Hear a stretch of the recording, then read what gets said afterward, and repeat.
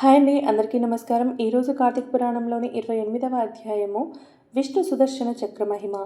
జనక మహారాజా వింటివా, దూర్వాసుని అవస్థలు తాను ఎంత కోపవంతుడైనను వెనుక ముందు ఆలోచింపక ఒక మహాభక్తుని శుద్ధిని శంకించినాడు. కనుకనే అట్టి ప్రయాసముల పాలైనాడు. కావున ఎంతటి గొప్పవారైనను వారు ఆచరించు కార్యములు జాగ్రత్తగా తెలుసుకొనవలెను.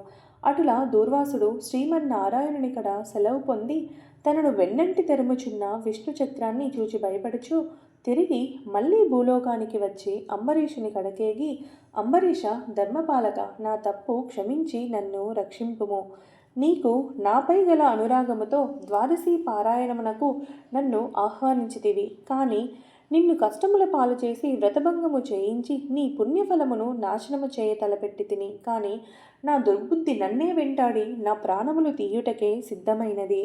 నేను విష్ణువు కడకేగి ఆ విష్ణువు చక్రము వలన ఆపద నుండి రక్షింపమని ప్రార్థించి తిని. ఆ పురాణ పురుషుడు నాకు జ్ఞానోదయము చేసి నీ వద్దకేగమని చెప్పినాడు. కాన నీవే నాకు శరణ్యము.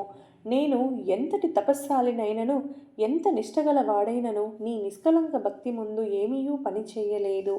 నన్నీ విపత్తు నుండి కాపాడుమని అనేక విధాలా ప్రార్థించగా అంబరీషుడు శ్రీమన్నారాయణ్ణి ధ్యానించి, ఓ సుదర్శన చక్రమా, నీకివే నా మనఃపూర్వక వందనములు. ఈ దూర్వాస మహాముని తెలిసియో తెలియకయో తొందరపాటుగా ఈ కష్టమును కొని తెచ్చుకొనెను. అయినను ఈతడు బ్రాహ్మణుడు కాన ఇతనిని చంపవలదు. ఒకవేళ నీ కర్తవ్యమును నిర్వహింపతలచితివేని ముందు నన్ను చంపి తర్వాత ఈ దూర్వాసుని చంపుము. నీవు శ్రీమన్నారాయణుని ఆయుధానివి. నేను ఆ శ్రీమన్నారాయణుని భక్తుడను. నాకు శ్రీమన్నారాయణుడు ఇలవేల్పు దైవము. నీవు శ్రీహరి చేతిలో నుండి అనేక యుద్ధములలో అనేక మంది లోకకంటకులను చంపితివి గాని శరణుగోరు వారిని ఇంతవరకు చంపలేదు. అందువలననే ఈ దూర్వాసుడు ముల్లోకములు తిరుగునను ఈతనిని వెంటాడుచునే ఉన్నావు, కానీ చంపుటలేదు. దేవా, సురసురాది భూతకోటలన్నీయో ఒక్కటిగా ఏకమైనను నిన్నేమీయూ చేయజాలవు. నీ శక్తికి ఏ విధమైన అడ్డునో లేదు. ఈ విషయము లోకమంతటికీ తెలియను. అయినను మునిపుంగవునికి ఏ అపాయమూ కలగకుండా రక్షింపమని ప్రార్థించుచున్నాను. నీ యందు ఆ శ్రీమన్నారాయణుని శక్తి ఇమిడి ఉన్నది. నిన్ను వేడుకొనుచున్నాను. శరణు వేడిన ఈ దూర్వాసుని రక్షింపుము అని అనేక విధములా స్తుతించుట వలన అతి రౌద్రాకారముతో నిప్పులు విరక్కుచున్న విష్ణు చక్రాయుధము అంబరీషుని ప్రార్థనలకు శాంతించి, ఓ భక్తాగ్రేశ్వర అంబరీష, నీ భక్తిని పరీక్షించుట ఇట్లు చేసితిని గాని వేరు కాదు. అత్యంత దుర్మార్గులు మహాపరాక్రమవంతులైన మధుకైటబులను దేవతలందరూ ఏకమైనా కూడా చంపజాలని మూర్ఖులను నేను దునుమాడుట నీ వెరుంగుదువా కదా. ఈ లోకములో దుష్ట శిక్షణ శిష్టరక్షణకై శ్రీహరి నన్ను వినియోగించి ముల్లోకములందు ధర్మమును స్థాపించుచుండును. ఇది ఎల్లరికూ తెలిసిన విషయమే. ముక్కోపియగు దూర్వాసుడు నీ పైన పగబూని నీ వ్రతమును నశింపచేసి నానా ఇక్కట్లు పెట్టవలనని నన్ను కన్నెల్లరేసి నీ మీద చూపిన రౌద్రమును నేను తిలకించి తిని. నిరపరాధివగు నిన్ను రక్షింపి ఈ ముని గర్వమనచవలనని తరుముచున్నాను. ఈతడు కూడా సామాన్యుడు కాడు. ఇతడు రుద్రాంశ సంభూతుడు, బ్రహ్మ తేజస్సు కలవాడు, మహత్ తపస్శాలి. రుద్ర తేజము భూలోకవాసులనందరూ చంపగలదు గాని శక్తిలో నాకంటే ఎక్కువేమీ కాదు.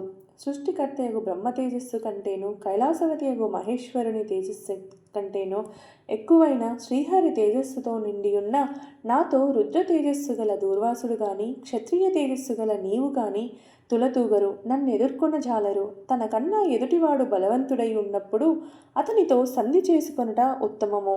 ఈ నీతిని ఆచరించు వారలు ఎటువంటి విపత్తుల నుండి అయినను తప్పించుకొనగలరు. ఇంతవరకు జరిగినదంతయు విస్మరించి శరణార్థి అయి వచ్చిన ఆ దూర్వాసుని గౌరవించి నీ ధర్మము నీవు నిర్వర్తింపుమని చక్రాయుధము పలికెను. అంబరీషుడ పలుకులు ఆలకించి, నేను దేవ గో బ్రాహ్మణాదుల యందును స్త్రీల యందును గౌరవము గలవాడను. నా రాజ్యములో సర్వజనులు సుఖముగా ఉండవలననియే నా అభిలాష. కాన శరణుగూరిన ఈ దూర్వాసుని నన్ను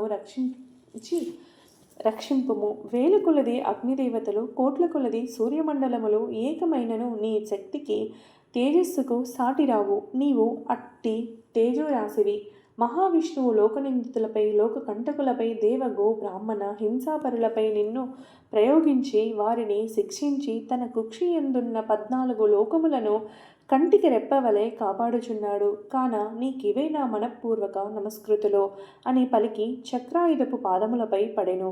అంతటా సుదర్శన చక్రము అంబరీషుని లేవదీసి గాఢాలింగనమునరించి, అంబరీష, నీ నిష్కలంక భక్తికి మెచ్చితిని. విష్ణు స్తోత్రము 3 కాలముల యందు నెవరు పఠింతురో, ఎవరు దాన ధర్మములతో పుణ్యఫలమును వృద్ధి చేసుకొందురో, ఎవరు పరులను హింసింపక, పరధనములను ఆశపడక, పరస్త్రీలను చెరబెట్టక, గోహత్య, బ్రాహ్మణ హత్య, శిశుహత్యాది మహాపాతకములు చేయ